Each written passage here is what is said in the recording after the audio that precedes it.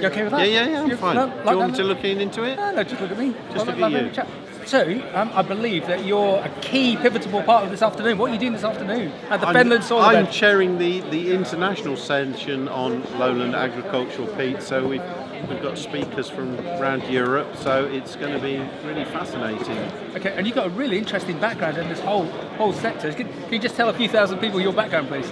My background? Yeah. Well, I'm a farmer from the north of the county, a village called Thorney, which happened to be one of the early drainers of the Fens under the Dukes of Bedford, and I have a rich history that goes back into this, as one of my ancestors was conservator of the South Level before heading over to Thorney in the 1680s. Wow. So do have strong drainage, peat and water connections, and currently chairman of the North Level IDB, which is the northern part of what was the Great Level, which was the North, Middle and South Level. And presumably one of the reasons for doing this international perspective is we can't be parochial about this. We can learn from our European or global cousins, can we?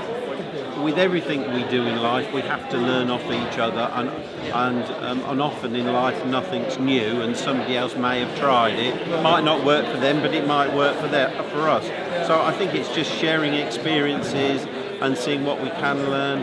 Quite exciting times ahead, and see where it leads us. I think already from this morning's session, there's already talk about a trip to Holland to find out more. So it'd be fascinating to see what happens on. Well, I'm sure they'll have a fascinating and hospitable trip to Holland. I have been on a water trip to Holland and a sugar beet trip to Holland. So yeah, it's a fascinating country, and what they do to actually make a business and somewhere to live out of what they've done is truly incredible. When they're 60 foot underwater, why should everyone look to support Fenland Soil, the organisation itself? Why?